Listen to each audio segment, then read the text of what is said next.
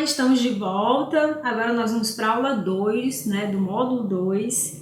Nós estamos vendo no módulo 2 um breve estudo sobre a pesquisa social, né, com a finalidade da gente conseguir dialogar um pouco, amadurecer um pouco o que significa essa pesquisa social, que é imprescindível para essa construção que nós estamos fazendo, não é?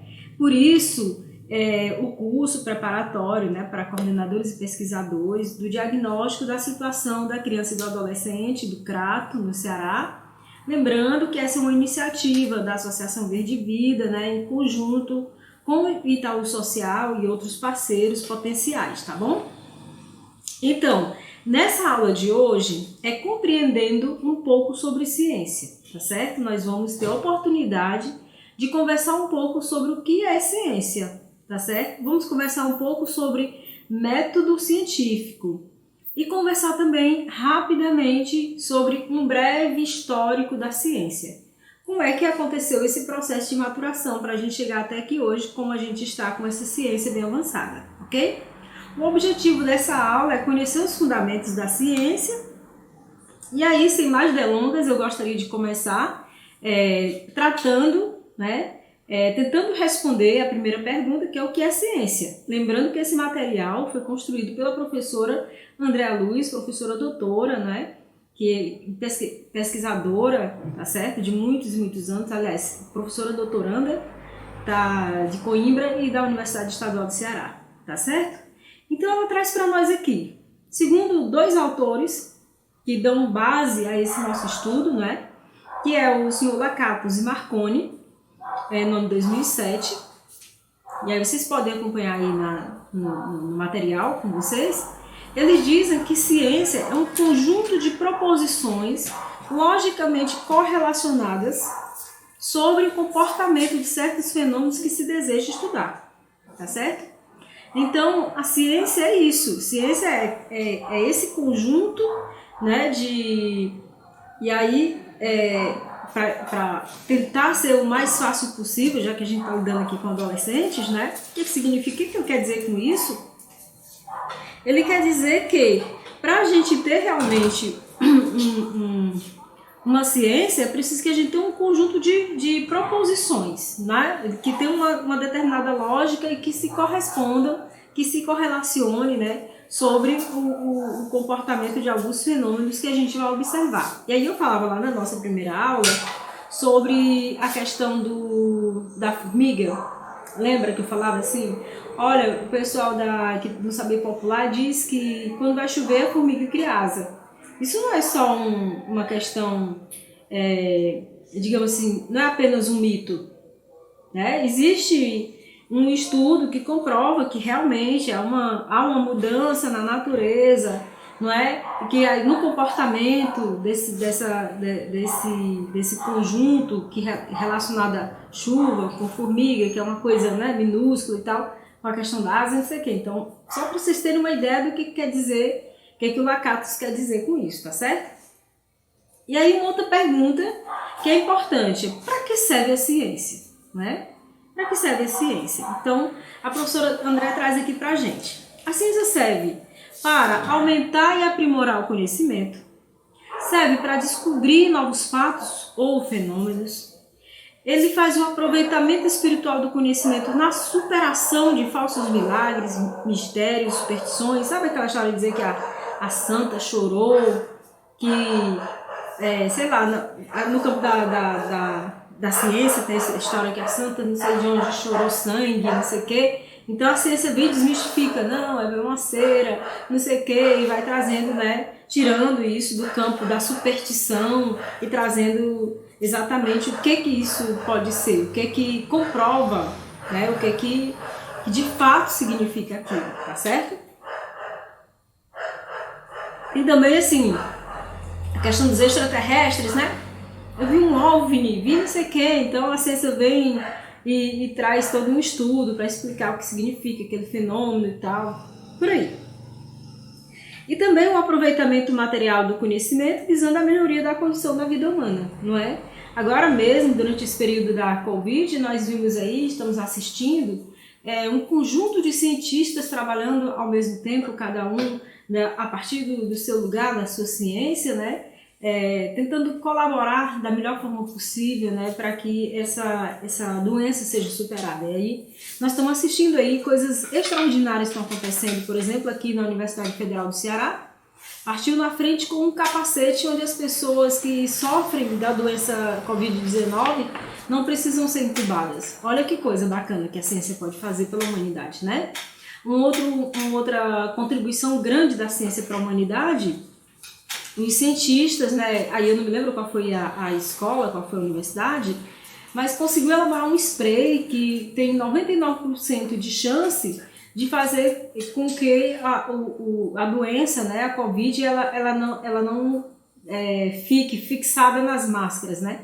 Então, assim, uma coisa muito bacana que a ciência pode fazer pela humanidade, e assim muitas outras descobertas que a ciência fez ao longo dessa trajetória, né, gente? O marca-passo, a história do eletroencefalograma, eletrocardiograma, a ressonância magnética, sei lá, vários outros fatos aí que a ciência, de modo geral, eu estou falando aqui muito no campo da ciência da medicina, etc., mas várias outras coisas que outras ciências nos trouxeram. Por exemplo, o seu celular que você usa hoje é fruto de muito estudo, né, de cientistas que conseguiram. Enquanto eu estou aqui conversando com vocês estão me assistindo aí, tudo ao mesmo tempo, isso aqui em tempos passados era impossível, né? Só a ciência que proporciona estudo suficiente para trazer essa realidade para nós. Olha que bacana, né? E aí várias outras contribuições. Então a ciência, para o Pedro Demo, que aí vocês têm aí no slide, acompanhem comigo, né? Ele diz assim: o cientista é quem duvida do que vê. Olha que coisa legal do Pedro Demo, né? Ele desaparece, ao mesmo tempo não acredita poder afirmar algo com certeza absoluta. Então, nunca um cientista vai dizer, tenho certeza absoluta. Ele vai dizer, não sei, eu preciso estudar sobre isso para eu poder me posicionar. Ele vai dizer, de acordo com aquilo que eu estudei, de acordo com não sei o quê. Por quê? Porque pode ser que no futuro essa ciência evolua, né? Esse estudo passe por outro processo evolutivo, a tecnologia colabore mais, e aí ele pode vir com outras respostas que não aquelas que estão sendo dadas naquele momento. Então, ele não pode nunca dizer que é absoluto, que aquilo não vai mudar, né? Já houve um tempo em que a humanidade acreditava que a Terra era plana, não é? Houve um tempo em que se acreditava que era era a Terra, né? A Terra, ela era o centro do universo. Olha só, que loucura essa, né? Então, e hoje a gente já tem uma outra noção disso. A gente já conseguiu, a ciência conseguiu nos mostrar outras coisas, né? Então é disso que o Pedro Demo está falando, né? Ele diz também, no contexto da unidade de contrários, o caminho que vai é o mesmo que volta, tá certo? Criticar e ser criticado são essencialmente o mesmo procedimento metodológico. Então, quando você vai virar um pesquisador, você já sabe que é um caminho que vai e que volta, tá certo? Então, as questões que você pode estar fazendo também podem estar reverberando para você, voltando para você, né? Nesse sentido, o conhecimento científico não produz certeza, mas fragilidade, né, mais controladas, tá certo? Pode, como eu estou dizendo, não pode ser absoluto, porque pode ser que chegue um estudo mais avançado e diga isso ou aquilo pra gente que hoje não está previsto, tá? E aí tem uma questão, o que é método científico, né? O que é isso? Porque para se produzir ciência, é preciso que a gente tenha digamos, um caminho, né? Uma trajetória para seguir, tá certo? A gente precisa ter aí uma rota para seguir. Então, é um procedimento, é um caminho para alcançar determinado fim, e que a finalidade da ciência é um conjunto de procedimentos adotados com o propósito de atingir o conhecimento, né? Então, é preciso que eu diga por onde que eu vou pesquisar, qual é o caminho que eu vou seguir para poder chegar naquilo que eu estou pretendendo, tá certo? É isso que ele quer dizer. E aí, de acordo com o Trujillo Ferrari, ele diz que o método científico é um traço característico da ciência, constituindo-se em instrumento básico que ordena inicialmente o pensamento em sistemas e traça os procedimentos do cientista ao longo do caminho até atingir o objetivo científico pré-estabelecido. Então, eu não posso chegar e dizer assim, eu vou já pesquisar aqui digamos, vamos aqui hipotetizar. Eu vou já fazer uma pesquisa aqui sobre quantas crianças eu tenho no meu município. Aí eu vou partir de onde? De onde é que eu vou partir? Eu vou procurar isso aonde? Né? Por que eu quero saber quantas crianças tem no meu município? Qual é a minha intenção disso? Eu quero fazer o que com isso, né? E dependendo disso, onde eu quero chegar, é que eu vou traçar um caminho que seja mais seguro para poder saber essa informação com segurança, tá? Quer dizer, eu acho que é tanto. Isso não serve para a ciência. O achismo é algo que não é usado por quem está adotando, né, uma metodologia científica, com quem não está curioso de saber, né? Na aula passada a gente viu aqui o Rapa, né? Então eu preciso estar mais curioso. Estar mais curioso significa que eu estou disposto a pesquisar mais profundo as questões, né, que estão sendo colocadas nas crenças, etc. E aí eu vou traçar um caminho de o que eu vou precisar fazer para chegar nesse meu conhecimento, tá certo? Sim. E aí nós temos aqui uma contribuição interessante da professora Andréa, que vocês podem acompanhar no quadro, onde ela colocou um pouco da história dessa ciência para nós, né? Muito bacana, ela traz aí o período histórico, ela traz os pensadores de cada época e diz qual foi a principal contribuição que eles trouxeram. Olha que bacana. Então, a gente tem aqui na Idade Antiga, na Grécia, a gente tem Euclides, Platão, Aristóteles, Arquimedes, Ptolomeu, tem Tales e outros, né? Vocês veem muito desses que eu estou mencionando aqui na matemática, né? Quem não já ouviu falar do Teorema de Pitágoras, né? Então, vem exatamente disso aqui. E aí, além das chamadas questões metafísicas, trataram também da geometria, da matemática, da física, da medicina. Então, esses caras estavam lá na frente caminhando, né? Trazendo outras contribuições para a gente, né? Entre o século IV e o século XIII, a gente vai ter a contribuição aí de Santo Agostinho, São Tomás de Aquino, que é exatamente transformando os textos bíblicos em fonte de autoridade científica, né? A existência de uma atitude de preservação, de contemplação da natureza considerada sagrada. Muito interessante essa proposta, né?